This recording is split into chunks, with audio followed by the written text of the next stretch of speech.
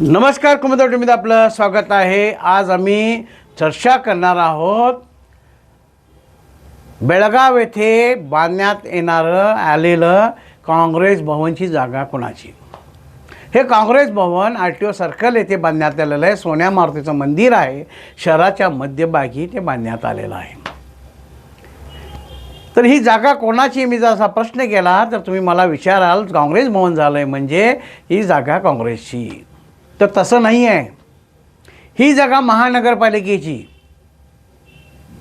आणि ही जागा ज्या काँग्रेसचे खासदार होते बी शंकरानंद, ज्यांनी 7 वेळा सतत निवडून येऊन रेकॉर्ड कायम केलेलं होतं, यांना महानगरपालिकेकडून यांनी एससी गरीब विद्यार्थ्यासाठी हॉस्टेल बांधण्यासाठी घेतलेली होती।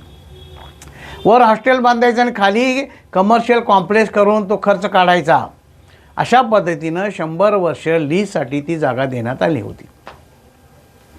50 वर्ष असंच उलटून गेले। बी शंकरानंद तिकडे दुर्लक्ष केलं, त्यांच्या कामामध्ये त्यांना लक्षात आलं नसेल किंवा कदाचित त्यांच्याकडे सवड नसेल, त्यासाठी एससी विद्यार्थ्यासाठी ते हॉस्टेल बांधण्यात आलं नाही। एवढी मोठी जागा 38 गुंठे जागा आहे, ती 38 गुंठे त्यावर नजर पडली रमेश जारकिहोळी यांची। त्यावेळी ते काँग्रेसमध्ये होते आणि त्या जागेची चौकशी केली असता त्यांना लक्षात आलं की बी शंकरानंद यांना 100 वर्षाची लीज देण्यात आलेला आहे। त्याने बी शंकरानंद यांना गाठलं आणि म्हणाले त्या जागेवर आम्ही काँग्रेस भवन बांधूया, पण बी शंकरानंद यांनी होकार दिला नाही। त्यावेळेला त्यांनी बेंगळूर गाठलं आणि बेंगळूरमध्ये त्यावेळेला सिद्धरामय्याच मुख्यमंत्री होते। सिद्धरामय्यांच्या समोर सविस्तर वृत्तांत मांडला की आम्ही बेळगावच्या येथे 38 गुंठी जागा आहे, काँग्रेस भवन तहसीलदार ऑफिसमध्ये आहे, ते बारक्या जागेत आहे, तिथं अनेक सभा घेता येत नाही, त्यासाठी काँग्रेस भवन बांधण्याचं गरज आहे। मग सिद्धरामय्या यांनी भीमशिवराव शिंदे यांना बोलवून घेतलं, ते स्टेट सेक्रेटरी होते। तुम्ही म्हणाल भीमशिवराव शिंदेंचा काय संबंध आहे, त्यांना का बोलवून घेतलं ह्या जागेसाठी? तर तुम्हाला सांगतो, भीमशिवराव शिंदे हे बी शंकरानंदचे जावई, त्यासाठी त्यांना बोलून घेण्यात आलं।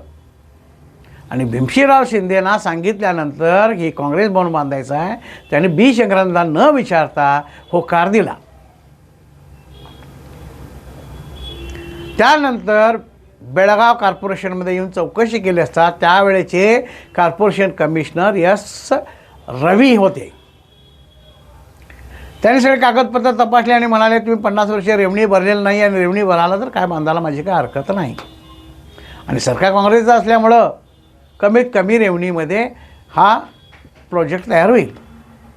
रेवणी भरली कुणी? लक्ष्मी अब्बाळकर यांनी आपल्या स्वतःच्या नावावर, आणि ती जागा लक्ष्मी अब्बाळकरांच्या नावावर झाली आणि तिथे काँग्रेस भवन झालं, सभा होतात, मिटिंग होतात, काय हरकत नाही, होऊ देत, 38 गुंठे जागा।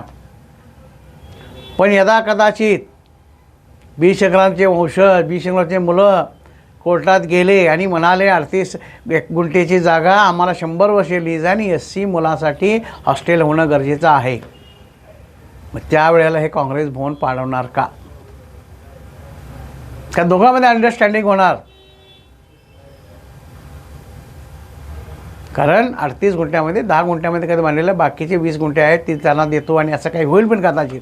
पण मला सांगायचा उद्देश इतकाच, महानगरपालिकेची जागा आहे, महानगरपालिकेने कोणत्या उद्देशासाठी ती जागा दिली होती, तो उद्देश जर पूर्ण झाला तर समाजाचं कल्याण होईल। बेळगावमध्ये अनेक जागा आहेत, केली संस्थेची जागा 99 वर्षे लीज होती, महानगरपालिकेची जागा 100 एकर जमीन आहे ती, आणि त्यामध्ये कंडिशन होतं बेळगावच्या काही 5 विद्यार्थ्यांना तुम्ही मोफत एज्युकेशन दिलं पाहिजे, मेडिकलचं MBBS, पण काही केलं जात नाही, कुठल्याही अटी मान्य केल्या जात नाहीत, तरीही गपचूप ती जागा आता कदा केली संस्थेने आपल्या नावावर पण करून घेतलं असेल। त्यानंतर गांधी भवन स्वातंत्र्य सैनिकाला दिलेली जागा आहे, ती AB पाटलांच्याकडे कसं आली? तर आता गांधी भवनहून लग्न कार्य होतात, कमर्शियल झालं आहे,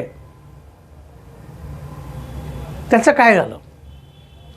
त्या मिलन हॉटेलच्या सन्मानच्या समोर शिक्षक भवन बांधण्यात आलं होतं, कारण गरीब विद्यार्थी शिक्षकांचे मुलं जर बेळगावला आले तर राहण्यासाठी हॉस्टेल द्या म्हणून। अतुल पुरोहित स्वीटमार्ट झालं आहे बघा, त्या बाजूचं, पण तिथं कमर्शियल होऊन कोण कोणाचं खातं आहे. मराठा सभागृह जागा कशी मिळाली आणि काय झालं, पुढच्या वृत्तामध्ये गांधी भवनबद्दल मी स्टोरी सांगणार आहे. सांगण्याचं तात्पर्य इतकंच आमचं, महानगरपालिकेनं दिलेली जागा कोणत्या उद्देशासाठी दिले, तो उद्देश संपूर्णपणे पूर्ण झाला पाहिजे.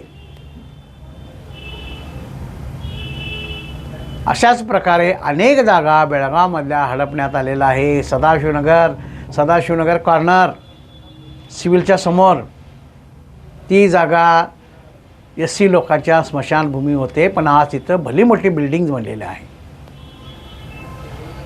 अशा जागा हडपण्याचा कार्यक्रम बराच चाललेला आहे बेळगावमध्ये. भूमाफियांचे कामं जोरदार सुरू आहेत. राजकीय नेते झाले, बिल्डर्स झाले, उद्योजक झाले, डॉक्टर पण आहे त्यात, कारण करोनापासून कोट्याधीश झाले ते. ह्यासाठी महानगरपालिकेनं दिलेल्या जागेची चौकशी करावं, कोणत्या कारणासाठी दिली होती आणि ते वापर झाला आहे काय नाही, आणि त्याचा सदुपयोग जनतेला मिळतो का नाही याची चौकशी करावं. Kumuda TV, bureau news, Belgaum. नमस्कार.